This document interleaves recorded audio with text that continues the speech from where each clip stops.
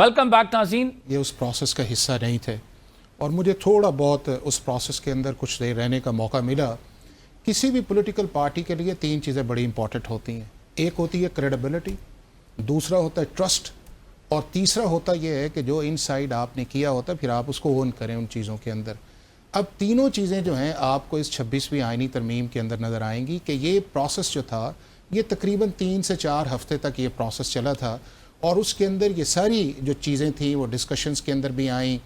Constitutional bench का idea जो था वो इन्हीं की तरफ से आया था, वो ना पीटीआई का आइडिया और सॉरी पीपल्स पार्टी का आइडिया था, ना जेयूआई का आइडिया था, ना पीएमएलएन का आइडिया था। वो तो इस चीज़ पे बज़िद थे कि हमें कॉन्स्टिट्यूशनल कोर्ट पे जाना चाहिए। मैं फिर कर लो कमर, फिर वो तो चले जाएगा ना। वो किसी सियासी गवर्नमेंट का तो आइडिया ही नहीं था, वो कहीं से ड्राफ्ट आया था। जो ड्राफ्ट जो था इनसे किसी स्टेज पे शेयर किया गया था उसमें कॉन्स्टिट्यूशनल बेंच नहीं था। सही। उसके अंदर एक चीज़ थी, वो थी 65 से 68 का। इनका ख्याल ये था कि शायद 68 जो है वो किसी एक को अकोमोडेट करने के लिए 68 है, लिहाजा इसको जो है वो 65 पे रहने दिया जाए। और 65 पे जाके उन्होंने कहा जी कि चंद केसेस हैं, 200 या 225 का फिगर दिया गया कि जी उनके लिए कॉन्स्टिट्यूशन बेंच है। हालांकि पता सबको इस एक्सरसाइज में था कि जो जुरिस्डिक्शन ट्रांसफ़र की जा रही है उसके अंदर ये केसेस 200 से नहीं रहेंगे, ये केसेस उससे ज़्यादा बढ़ेंगे। अब ये है कि एंड तक आपने देखा और किसी एक स्टेज के ऊपर पीटीआई ने उससे बैकआउट नहीं किया। उस सारी निगोसिएशंस के अंदर फाइनल उसके अंदर ये हुआ कि जी हमारी मीटिंग जो है वो डयाला के अंदर करवाई जाए। वो मीटिंग सुन लो ना, वो मीटिंग करवाई गई। उसके बाद ये आए और इन्होंने कहा, और उस मीटिंग की एक प्रेस कॉन्फ्रेंस जो आपने सब ने देखा, और फिर असेंबली में गए और फिर इन्होंने किसी एक ने इस अमेंडमेंट के खिलाफ वोट नहीं दिया। उसके बाद ये है कि 3 दिन के बाद जो है चीफ जस्टिस की अपॉइंटमेंट का प्रोसेस होता है और ये जो है सबसे पहले स्पीकर को अपने नाम देते हैं कि हम उस प्रोसेस के अंदर जाएंगे। जुडिशल कमीशन का भी हिस्सा बनते हैं। अगर लॉ ऑफ द लैंड है या कॉन्स्टिट्यूशन है तो रिजर्वेशंस अगर आपकी हैं तो आप हफ्ता, डेढ़, 2 हफ्ता, 3 हफ्ता रह जाते हैं ना कि जी हमारी रिजर्वेशंस है। आबिद ज़ुबैरी साहब, एक जो इस पे आर्ग्यूमेंट होता है वो ये है कि इन्हीं अदालतों के सामने वकला भी पेश हो रहे हैं। यही 26वीं आईनी तरमीम के बाद जो है वही जजेस भी बैठ रहे हैं, कॉन्स्टिट्यूशनल बेंच भी है, पीटीआई भी अपनी एप्लीकेशंस दे रही है, उस प्रोसेस का हिस्सा भी है जिसमें जजेस कॉन्स्टिट्यूशनल बेंच बनाते हैं। तो फिर ऐसा क्यों है जो ये आर्ग्यूमेंट दे रहे हैं हाफिज साहब कि आपको फिर वो बायकॉट करना चाहिए? जाहिर बात है, एक राय अपनी अगर रखते हैं तो उसके मुताबिक आप जाएं। क्या आपकी राय है इस तमाम मामले में? चाहिए ताकि एक्सपोज हों ये लोग।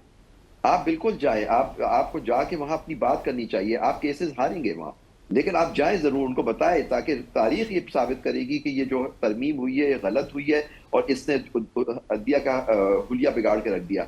आप देखिए वो जो जजमेंट थी 14 जुलाई की रिजर्व सीट्स की, वो इम्प्लीमेंट पूरे साल नहीं होती है। एक सुप्रीम कोर्ट की जजमेंट थी, वो नहीं होती इम्प्लीमेंट, लेकिन उसका रिव्यू जो होता है वो बेंच सुनती है और उसको रिवर्स कर देती है। वो जजमेंट फौरन इम्प्लीमेंट हो जाती है और रिजर्व सीट्स की बंदर बांट हो जाती है बाकी पॉलिटिकल पार्टीज में। और आप देखिए 2/3 अक्सरियत भी पार्लियामेंट को जो कंपोजिट पार्टीज है उनको दिलवा दी जाती है। तो ये आप नोट कीजिएगा। फिर मिलिट्री कोर्ट्स का आप देखिए कि जो जजमेंट थी सुप्रीम कोर्ट की वो रिवर्स हो जाती है।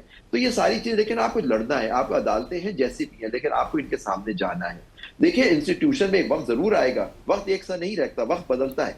और ये देखिए जो लोग मेरिट पे और इस तरह रहते हैं वो हमेशा कायम रहते हैं। और जो लोग इस तरह के जो दूसरे किस्म के लोग आ जाते हैं, वो जो लोग उनको लेके आते हैं उन्हीं के लिए फांसी का फंदा बन जाते हैं। आप देखिएगा ये वक्त हमारी तारीख का हिस्सा रहा है और आप देखिएगा ये क्या होगा।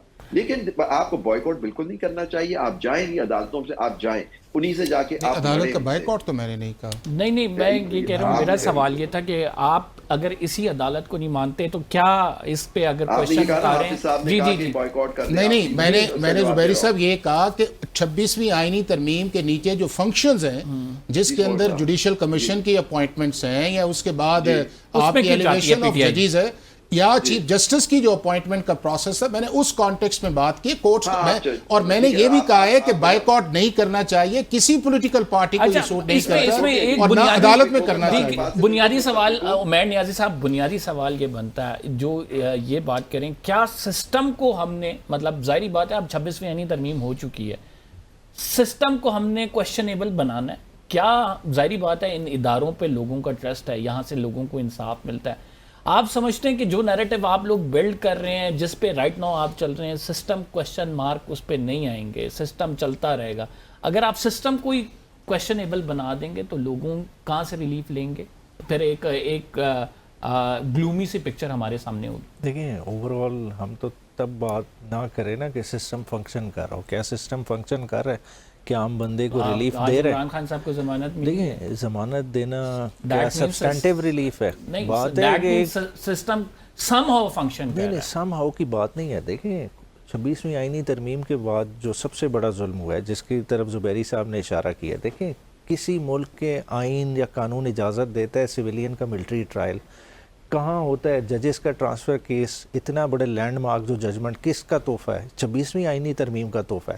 پھر ریزرو سیٹوں کا فیصلہ, جس طرح ریوڑیوں کی طرح پروپورشنل ریپرزنٹیشن کے پرنسپل کی دھجیاں اڑائی گئی ہیں, وہ کس کا فیصلہ ہے؟ بات ہے یہ ساری چیز اس سسٹم کے اندر رہ کی ہو رہی ہے. آپ کہیں کہ سسٹم کے رولز چینج کر دیں کہ میرے لیے میدان ہے 25 یارڈ کا, ٹھیک ہے, اگلے کے لیے 5 یارڈ کا کر دیں. دیکھیں اگر سسٹم ہے تو سب کے لیے برابر ہونا چاہیے, ہر ایک کو اس میں سروائیو کرنے کا موقع دیں. آپ کہیں کہ اس کے خلاف بھی نہ بولیں, اس کے جو ہے نا اپوز بھی نہ کریں. بات ہے دوست دھاندلی سے, اگر 8 فروری کی اسمبلی میں آپ کا نمبر نہیں پورا ہوا, آپ نے MNAs ابڈکٹ کر کے, لائلٹی چینج کرا کے, سینیٹرز ابڈکٹ کر کے ایک امنڈمنٹ کرا لیا, تو کیا کوئی نہیں بولے گا؟ دیکھیں وقت آئے گا یہ جمہور ٹوٹے گا. ٹھیک جی. اچھا میں کوئکلی, چونکہ بار بار جو ہے نا وہ 3 ججمنٹس پہ بات کی جاتی ہے.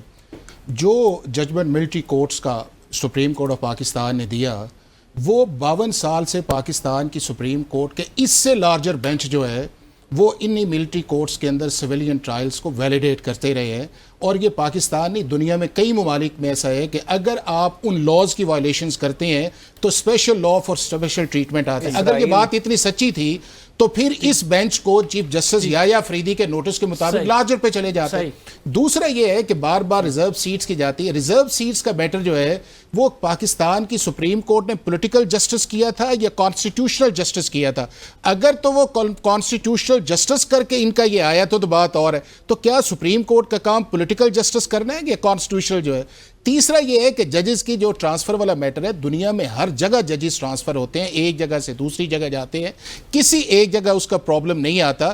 اور پاکستان کے اندر اگر ریز کیا ہے, سپریم کورٹ نے ایک فیصلہ کر دیا ہے اور اس فیصلے کے بعد جو ہے آپ نے ریویو فائل کر دی اور جن کا گریونس اس پہ آ جائے, تو میں یہ سمجھتا ہوں کہ سسٹم کے اندر جو ہے ان کمیوں کوتاہیوں کا آپ کریں, ایز اے ہول سسٹم کو آپ ٹارگٹ. زبیر صاحب آپ کے فائنل کامنٹس لوں گا, پھر ہم نے ایک بریک لینا ہے. دیکھیے آپ دیکھیے 52 سال سے ہو کر سپریم کورٹ ایک فیصلہ آیا جس میں انہوں نے کہا کہ یہ سویلینز کا ملٹری ٹرائل نہیں ہو سکتا, اور جب اس کی فیصلے کو ریورس کر دیا گیا, ہم اس پہ بات کر رہے ہیں.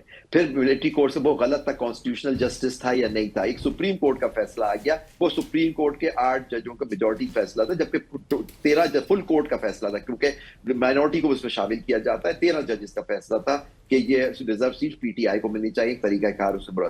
آپ نے اس کو بھی ریورس کر دیا. پھر یہ ججز کی ٹرانسفر ضرور ہوتے ہیں, لیکن یہ تھوڑی ہوتے باہر لا کے چیف جسٹس بنا کے ان کو سینیورٹی بھی دے کے باقی ججوں جنہوں نے کمپلین کی تھی ان ججوں کو ان کو ٹارگٹ کر کے ان کو بالکل زیرو کر دو.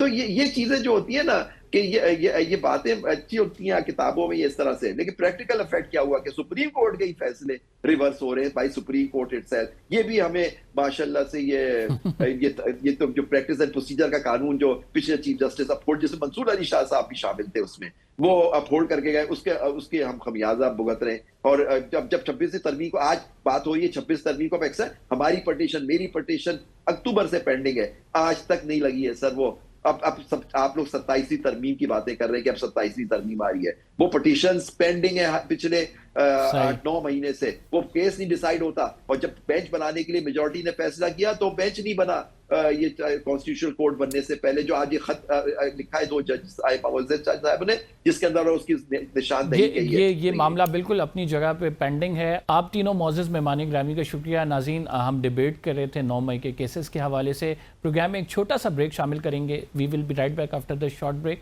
اور اس بریک کے بعد سہیل وڑائی صاحب کی وہ سٹوری جس کی ISPR نے آج تردید کر دی ہے, وہ ذکر کرتے ہیں. آپ کہیں مت جائیے.